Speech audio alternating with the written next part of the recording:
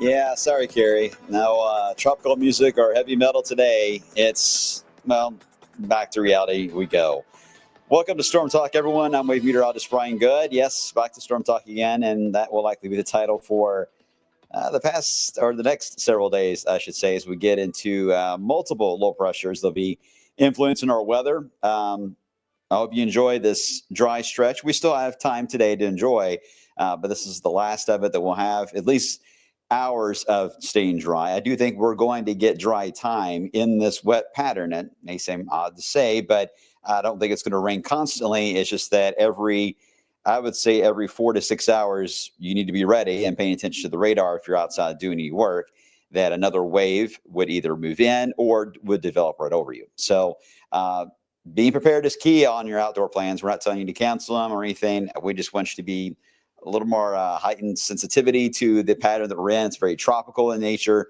You don't have a whole lot to really power up storms. The low itself's doing it. Just don't go outside and sneeze. The motion of the sneeze may be enough to cause lift in the atmosphere and you get thunderstorms. So everyone take your allergy meds. I'm kidding, of course, sort of. But make sure, again, that you're staying weather aware. The Wave Weather app, we always say this, it's a great tool. Severe weather aside, just getting notifications on heavy rain and lightning in your near your location, and just make sure you have your location services turned on, and you have it set as following me. If you're not at home and you're somewhere else, the alerts for those two parameters in particular will also follow you. Now, if anything severe happens, you'll be notified as that as well. But just general lightning and pockets of heavy rain are not severe weather parameters. So just to get notified with that is good. So I would hold on to that if you have any outdoor plans, and that should give you enough time. The lightning, as I say many times, is almost like instant whenever it kicks in for showers and storms to get you notified. All right. A lot of questions already chiming in already. Hey, Wyatt, good morning to you. Hope you are well. Getting ready to go to hopefully WKU. Hey, Del, very humid. We can see it, or is it smoky? Actually, both. No air quality alert. We'll look at the status on that, and I'll explain why in a second. But yes, you're seeing a mixture of what we call ET, not the little creature from Spielberg, but evapotranspiration, which is just the plants producing moisture in the air. Can it lead to higher levels of humidity in itself? So that is very common in our area every year, and especially the summer months. But when you have had a lot of rain, everything's green, your ET values are high. So that adds to that bit of haze, especially along the forest areas and sides of the mountains and the hills into Kentucky. You can actually see the moisture kind of just lingering above the tree line, especially early in the day. Anyway, I'm getting off track as always. You guys are good at that, distracting me. Here we go. I was waiting for one of the questions about an event. Okay, so Katie, you got a 1-year-old birthday party. First off, congrats on the 1-year-old.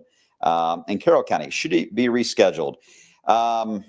I don't think it needs to be rescheduled. I just think that you'll see this on Futurecast, and I'll try to remember in Carroll as I'm pointing this out. Just remember that when a wave of thunderstorms hit, they will have some intense lightning, some very heavy rain. Your severe weather parameters are actually fairly low, and the setup, just because it is so tropical, the air is quite saturated, and that actually works against some of your typical severe weather elements that we're used to around here. When you get drier pockets of air mixed in our atmosphere above our head, you got to worry about damaging winds, hail in some cases, tornado development. But with a very saturated setup like we're going to have, it's mainly just a lot of lightning and very heavy rainfall. So as long as you're ready, Katie, to move the plan inside if need be, then you should have a good time. Because I don't want you guys to cancel everything just because of the risk here of heavy rain, because at times I don't think the sun's going to get a lot of showtime here, but there will be hints of sun at times.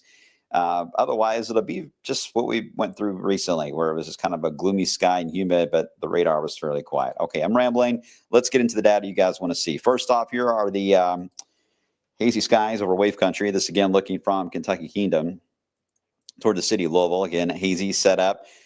We actually are getting sun rays. I mean, you're able to cast a shadow walking around town right now. But it's not just that, too. You got to keep in mind there's also the smoke is still lingering right now, although the smoke, at least the particles to be involved more in the wildfire smoke are just disintegrating and getting absorbed more into the Great Lakes as I'm talking to you guys, or dispersing. That's what I'm trying to say. So they will not be around as much later today as they are now, and even now is less than we had yesterday. Air quality coming to 83. We did reach, I think, I'm not sure on the max. I know when I left yesterday, we were about at 105, which you cross 100 to get to code orange level, which triggers the air quality alert.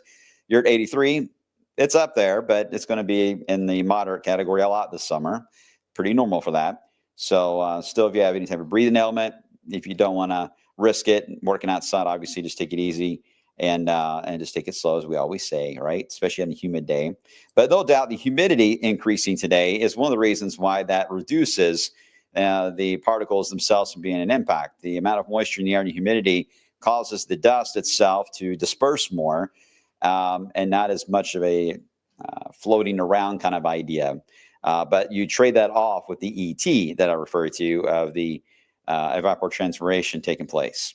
All right, 73 degrees in Louisville. It's warm outside, 79 into Marion County. Could we hit 90 today?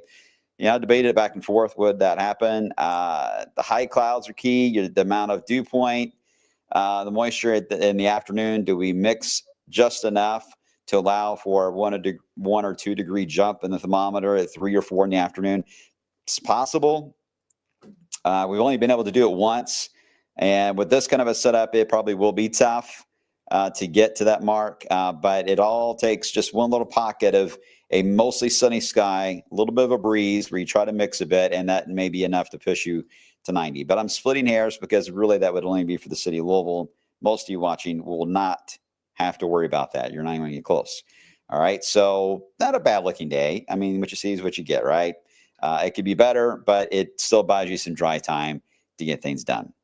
So where is the low pressure that's causing all the chaos? Well, it's just now in eastern areas of Texas. I feel like it was there yesterday, and basically it was. It's very slow moving.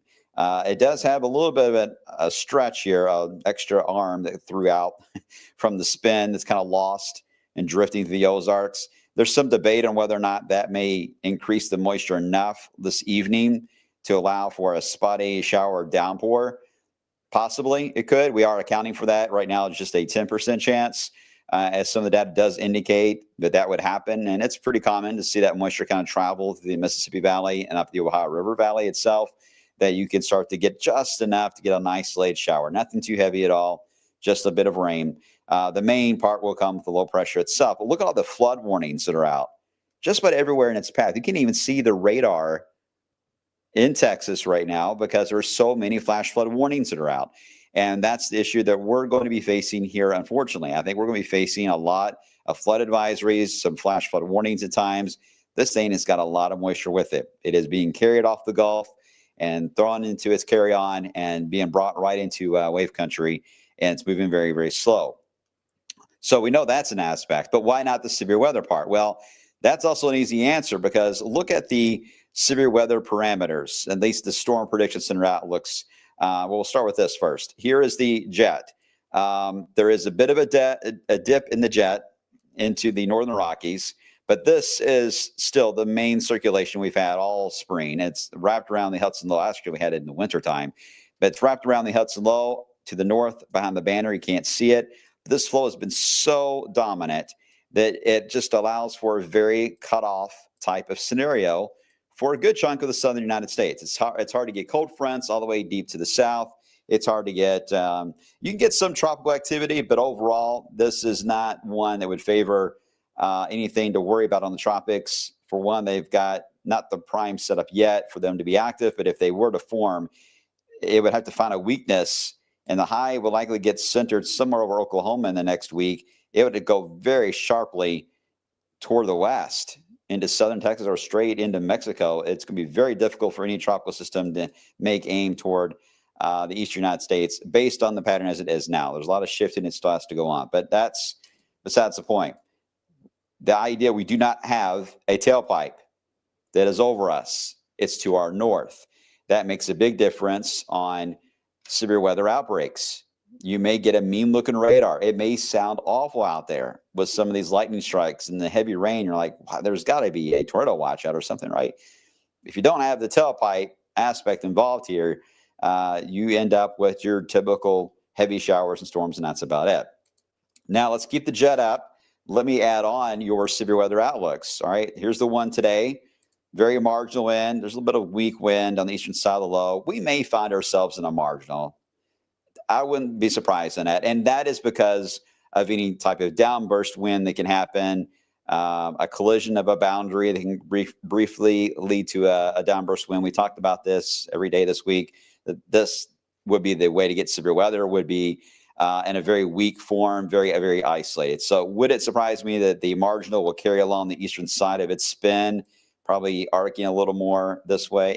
No, we're not outlooked at all, but I think it's possible. But you can see that really their focus, the Weather Service and Storm Prediction Center, is where the next possible streak of energy would be. And that's where your heat and your moisture combine underneath that jet into the northern plains. Yeah, you got the jet here, but you don't have the heat and the moisture field. It's a northwest flow. So yeah, there's no severe weather there because of that. You got the tailpipe, but the tailpipe's not in an environment that is what we consider explosive for thunderstorms. So you don't have anything to worry about. So this is actually a good thing for the country. We need a break from severe weather, and this pattern certainly is delivering that. That's today's severe. Here is tomorrow's. Much more, again, on the front range of the Rockies, as, again, energy that rolls off. I mean, you got all that humidity and heat kind of just building here ahead of it. So all it needs is the tailpipe, and that's coming in off the Rockies to allow for the storms to be mainly hailers for areas of the front range. Again, nothing on the northwest flow version of the jet, the strongest part, and nothing here. And then we get into, this will be, what is today? Today's Thursday, right? Using track. So this would be Saturday's outlook. And notice that it's nearly in the same spot because not a whole lot is going to move over the next few days. Will we get severe weather back in within the 10-day? It's possible. Right now, I think if it's going to happen, it would actually be when this boundary comes off the Rockies eventually. We will then set up a corridor that looks something like this for severe weather. And this would be about a week from today. We may get the tailpipe over us, and at that point, we may have to worry about maybe something a little more organized on severe. But until then, no. It would be very isolated on anything on the warning side. This is all really about just heavy rain, showers, and storms. Here it is on Futurecast. This is our in-house model. Again, CAPE is the fuel is in red. Red is normal, that fuel. When you get into the gold, then you're dealing with a higher amount of fuel, and you got to start paying attention for some of those downburst winds that can develop, or we call those wet microburst type scenarios. Here is today's outlook. All right, got some fuel, but nothing major. You see how we even mix down, so we lose that in the afternoon. Temperatures into the 80s, close to 90. Staying dry. We get into the overnight hours. This is where that little ripple that is in Missouri now tries to sneak in toward the Wabash tomorrow morning. And you see there is some fuel over us. So that's why we can't rule out that there could be a brief shower, but nothing too major. But unfortunately, the core of the low does look to arrive in the max heating of the day tomorrow. So when that happens, we get into the gold. We get into enough heating now. It's even, this model likes us at 90. I will say it's the only model that has us at 90 tomorrow. The rest are like 83, 84. So that's something to keep in mind too. But a lot of them have, even the Horizon AI model, all have a surge of thunderstorms. They vary on timing, but I would say it's roughly a 4 p.m. to about 7 p.m. window is when the storms look to arrive, and a very broken band from the southwest heading straight into the city of Louisville and I-65. Right now, the risk of severe is low, but one or two of these could get close to warning status. I'm not going to downplay that and pretend like it couldn't happen. It can, but I think your biggest worry here is just driving. Driving in this is going to be very difficult. It's going to be very heavy rainfall, about 2 inches an hour will be the rate. As we always say, the blinding rainfall, it's just going to be a mess tomorrow late afternoon and evening as these move on by. Watch out for hydroplaning, brief flash flooding type of scenarios, you bet. It moves on by, takes away a lot of the Cape, and really for the rest of the night, other than isolated redevelopment, it stays quiet. But of course, we got to reload again on Saturday. We heat things up. The low pressure is still here. The center of the spin roughly around Evansville. So we're still here, still spinning around. Now we're back to the heating of the day. Not as much likely on Saturday just because it will be so overcast. But modest amounts will allow for pockets of rain, thunderstorms, very heavy rainfall at times. It will move on by, and this is where the model ends, but it will slow down, decreasing coverage, and as we into Father's Day, likely to power back up yet again. At this point, for Father's Day morning, right at midnight, the low should be real close to Louisville at this point.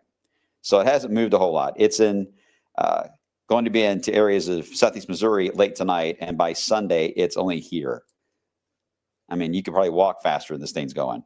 So what does it look like on a larger scale in the euro? Here it is on Saturday.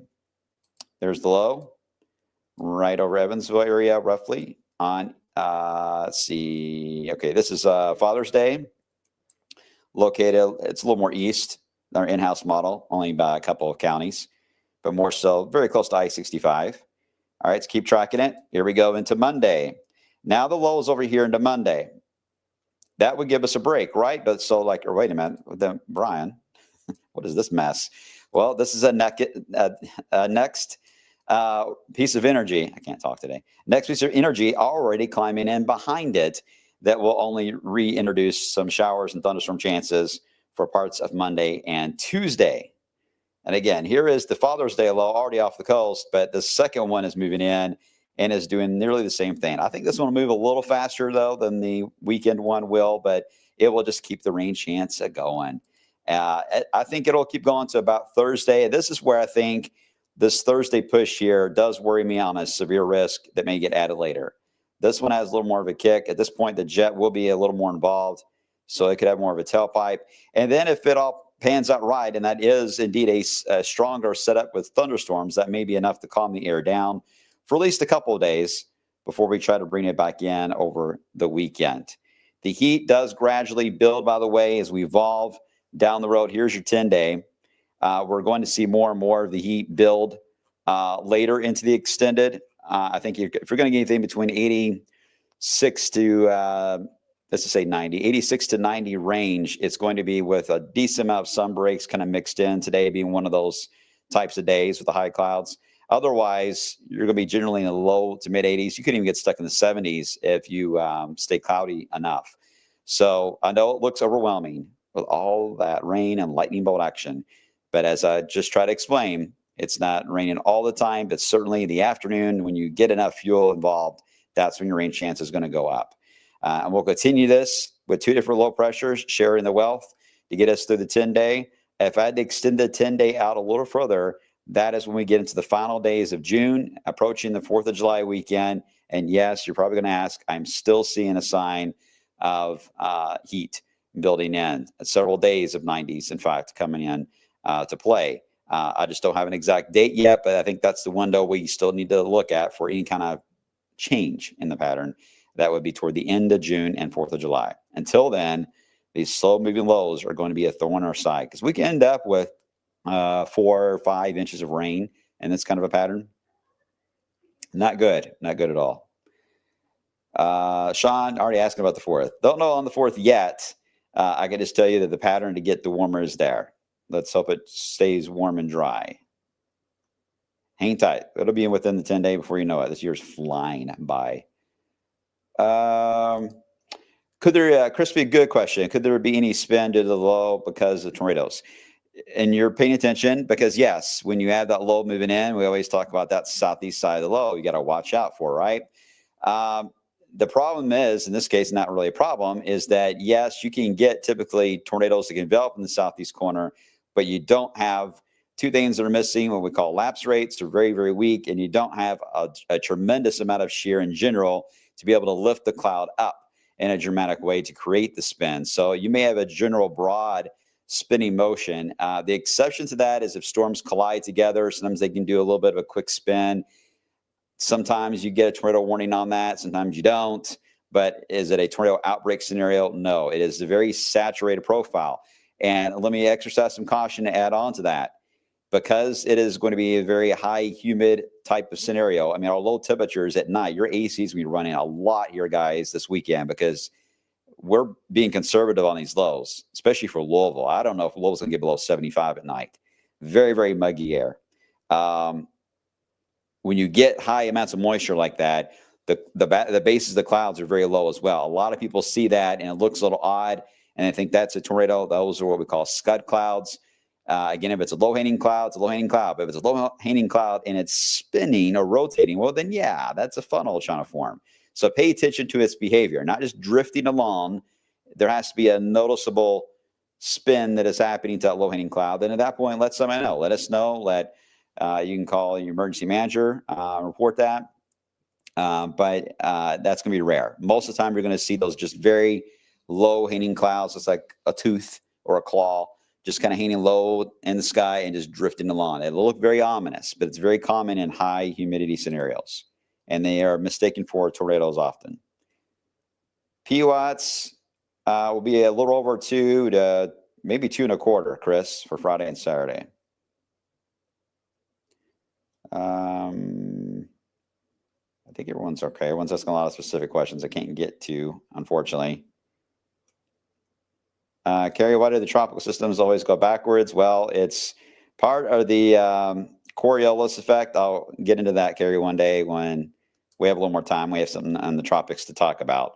But there's different wind belts, easterlies and westerlies, and it turns out that the tropics are mainly in the easterlies. That's why they come in backwards. But due to the Coriolis effects, I'm going to say it anyway, they have a natural right turn. And if they get too far north in latitude, they catch the westerlies and begin to make that infamous turn that we always see in the United States or even out to sea and turn around and go the other way. If they miss that ride, if they can stay in the easterly belt the whole time, they'll just go straight into Honduras and Central America. But that's very rare for that to happen. They typically do have a natural turn to the right over time. Okay. Will this be a ride? One last question, Danny. Widespread rainfall this weekend. Not widespread as far as a constant rain all hours of the weekend. No, I think there's just going to be a few periods. If I had to put it, like 3 or 4 hours every day you see in the 10-day, at least 3 or 4 hours will have to be sacrificed to the weather gods here for periods of heavy rainfall. And there will be some breaks, and we're hoping those breaks will be key in allowing the creeks and streams to kind of recede back down again.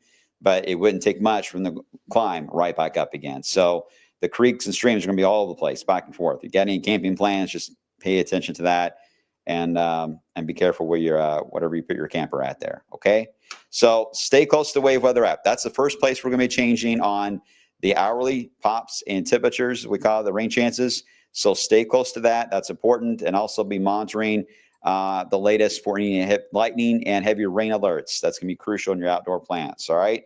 Don't want you guys to be too bummed out about all this. It's not the best to forecast, but it's manageable. It's manageable. It could be far worse for sure. And without a lot of severe weather and tornado threats happening here, I think we count our blessings on that, and we'll take it. All right, guys. Have a good rest of the day. I will catch you all on the flip side on midday at 11 a.m. Take care.